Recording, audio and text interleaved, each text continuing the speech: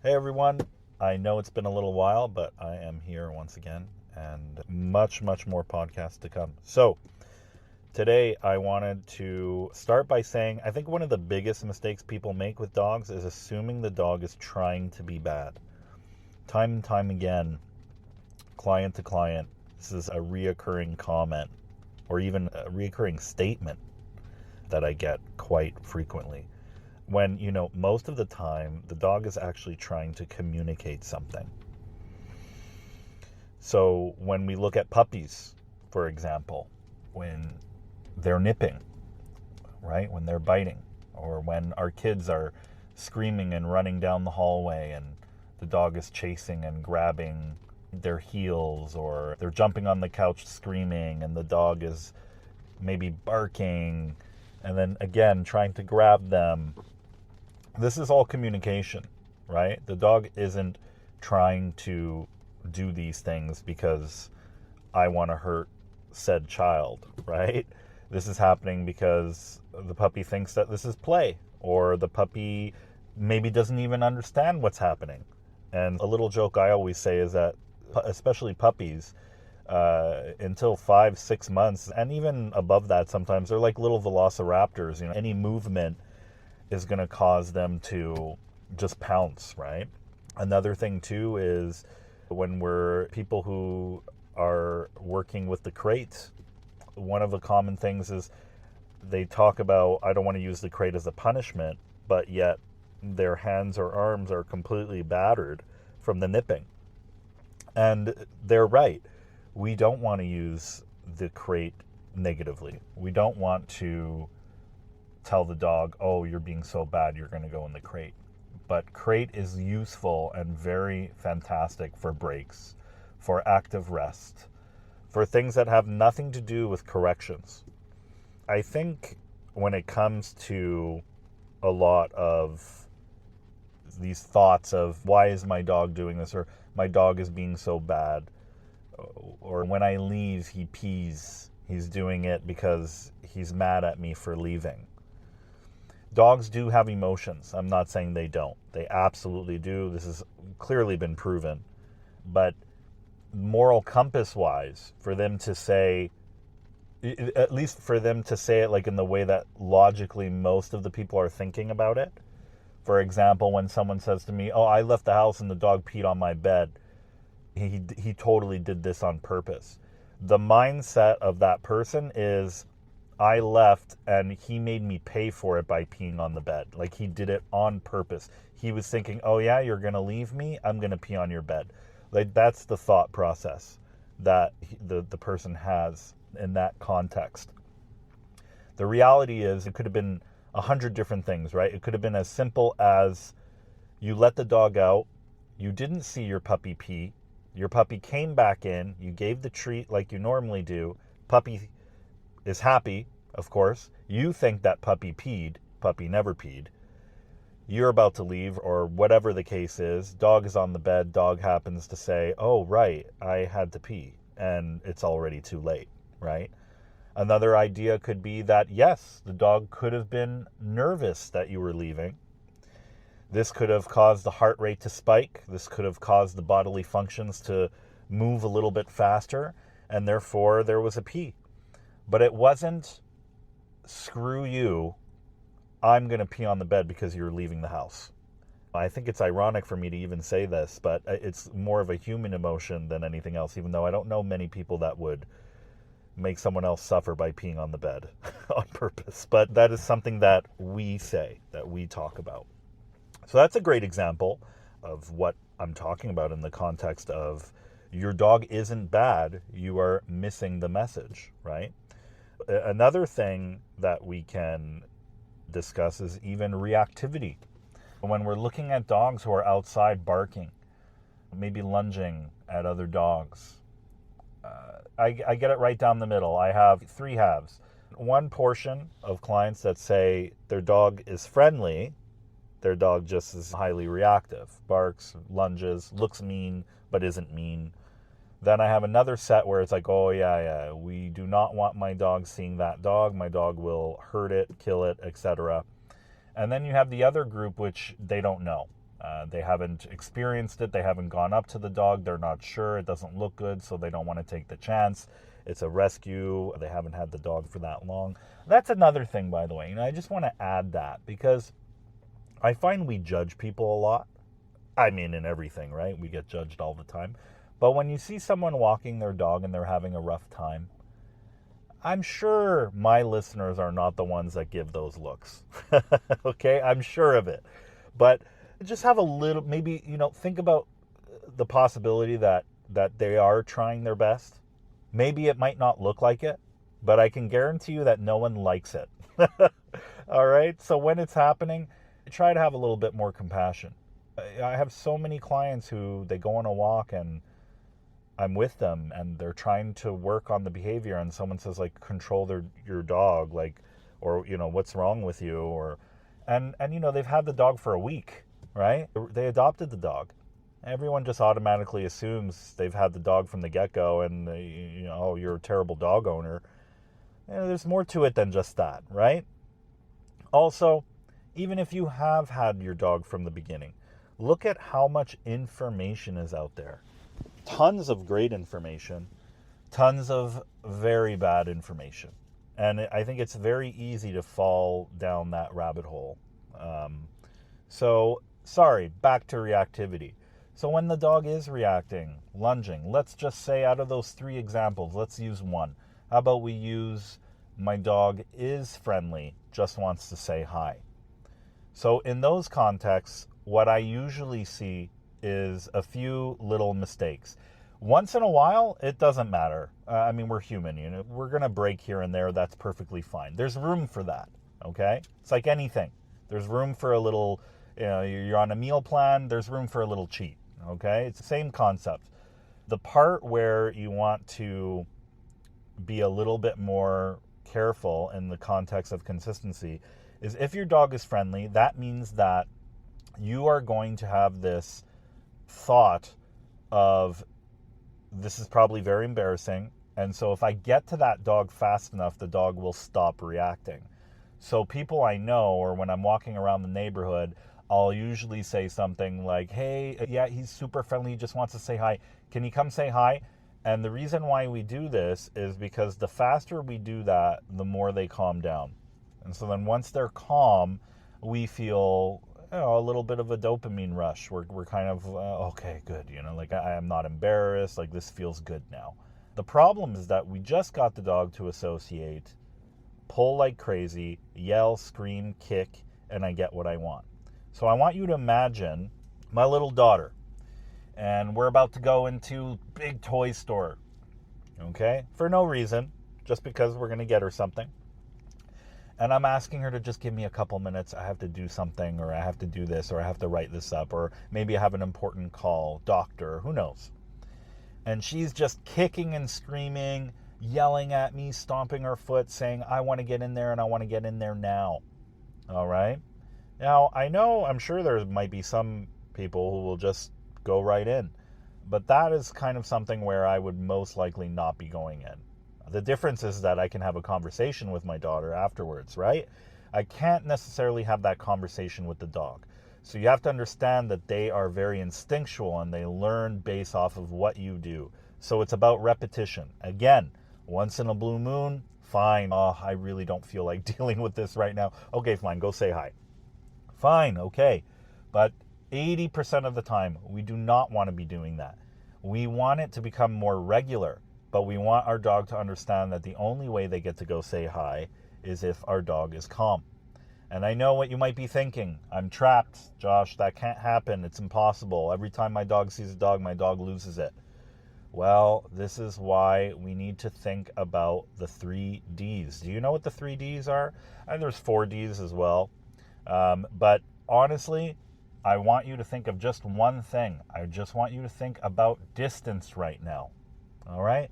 So that means that if I'm 5 feet away from a dog and my dog, it goes absolutely, excited, cuckoo, whatever you want to call it, I want you to try to go 10 feet back, 15 feet back, maybe 40 feet back. I just want you to go back to where your dog can actually watch and not react.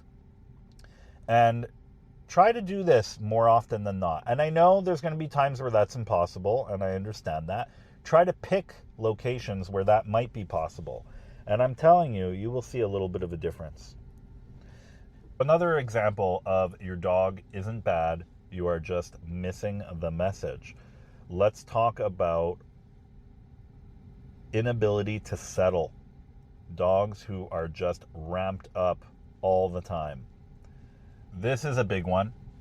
I find that working breeds, clients who have dogs who are just prone to that work ethic, for example, border collies, Australian shepherds, Malinois, even labs, golden retrievers, all of these type of dogs. Yes, of course, I'm leaving a lot out. I'm just giving you some examples. But these are dogs who their mind just is always on. And so they always need something. And that's fine. Don't get me wrong. It's very good to keep them busy, give them interactive toys. And a lot of people do this now. It's becoming more and more popular. They have lick mats, they have snuffle mats, and they're always giving a bone or this or that. But also, the dog needs to learn to do nothing. This is a very important skill. Learning to do nothing is the same idea of just sitting with yourself and thinking about nothing, doing absolutely nothing. Think of it like meditation. We all know how hard that is, right? So I want you to think about how hard it can be for a dog, especially a dog who can't talk it out, right?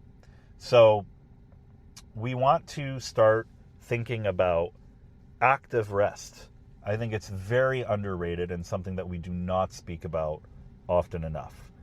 So when to do this ritual. Random, inside the house, maybe after a walk, maybe before a walk. The idea is that we want our dog to learn to lay down, to relax, to do nothing. That means no chew toys, no balls, nothing. No food, no stuffed Kong, right? Just sit down, lay down, relax. So this is very important for us. I want you to start trying this at home.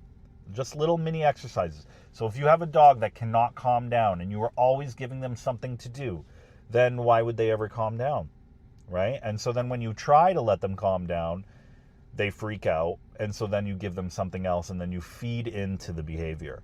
So once again, just like our title suggests, this is exactly what I'm talking about. Your dog isn't bad. That's not a bad behavior. You are just missing the message. Another one that I see often, and I'm kind of jumping from adult to young, etc., is giving too much freedom too early with our young ones. All right? Not the kids, I'm talking about the dogs. When we are giving them a certain section, or maybe you give them everything, and then you're finding a corner of the couch chewed up, you're finding baseboard chewed up, a sock is gone, your sandal is chewed, God forbid the MK bag or the Coach purse is ripped, or who knows. What is important here is to consider that this is happening because there's just so much going on and there's so much to do. And everyone always says, my dog picks everything else but the toys that they're allowed to have. And that's because they want new, just like us, right? I mean, let's be honest. We're technically consumers, right? We always want new things. I don't know how many toys my kids have that they don't touch, but if I hide it and bring it back a month later, they act as if it's a brand new toy, right? So everyone always wants more, and new. Dogs are very much the same. So they're going to want to see all the new things. So keep in mind, okay, that you want to work on broadening the areas in the house over time. When one room has been very good and you move on to the second room, the puppy should absolutely be watched the whole time, maybe even tethered to you, so that we don't get into any of those spills. Because remember what I talked about, consistency is important. A little chewed up this, a chewed up that, okay, fine, 20% of the time that's going to happen. We're not perfect. But 80% of the time, we want to make sure that we are not allowing those things to happen. Prevention is key when it comes to this type of behavior. So making sure that we don't accidentally reinforce chaos is important, right? How do we accidentally reinforce chaos? It might be inconsistency, like I was saying before, giving too much freedom too early, constantly stimulating dogs. So we have this kind of guilt factor where it's like we're either not doing enough, sometimes we're doing too much. Dogs constantly stimulated is another one that can accidentally reinforce chaos. Not having any decompression, so active rest, like again, what I was talking about before. And of course, correcting without teaching. Whenever you hear me say correction, just for the record, what I mean by that is redirection, turning the other way. My dog is chewing my slipper. Whether I redirect or say no or take the slipper away, to me that's all the same thing.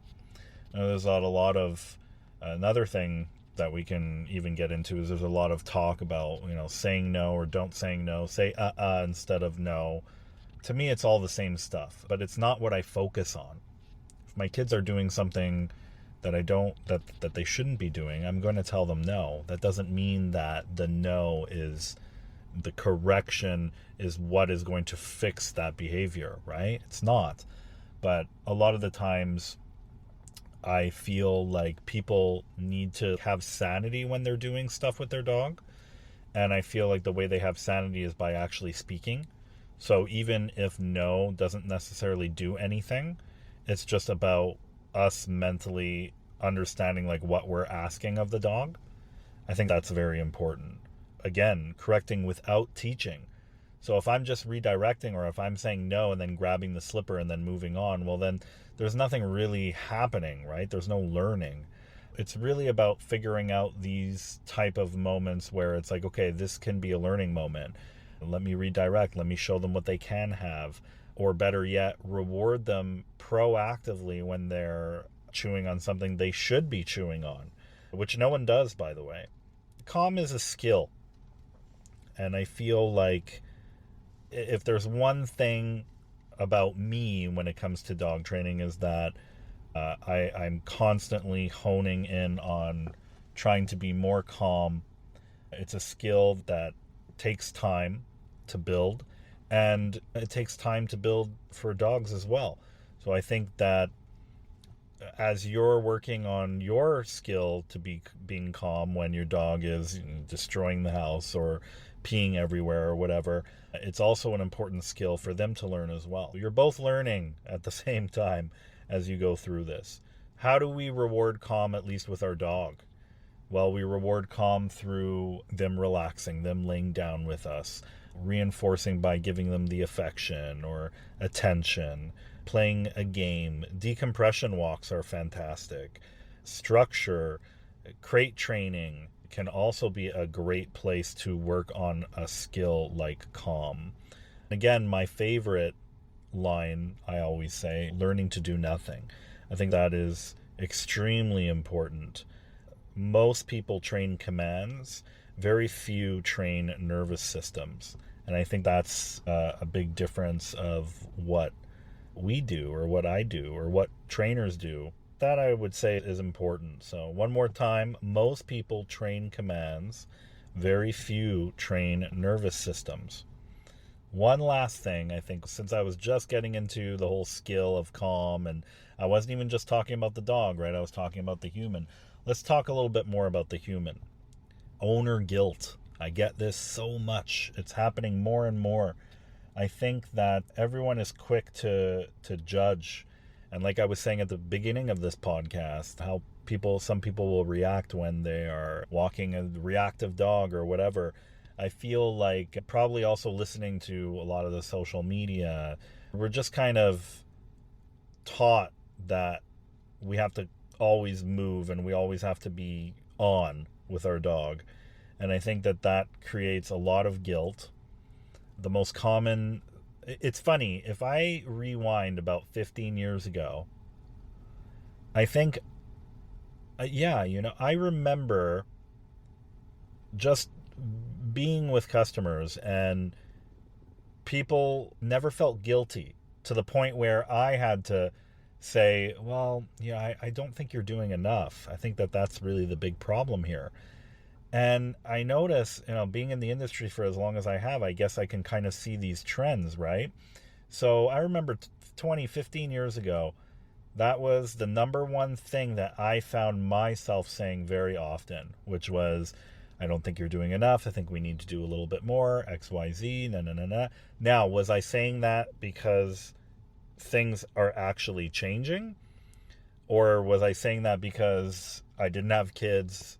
Because maybe I was naive myself in the context of thinking that people should be doing X amount of time with their dog, or they should be more consistent, or whatever.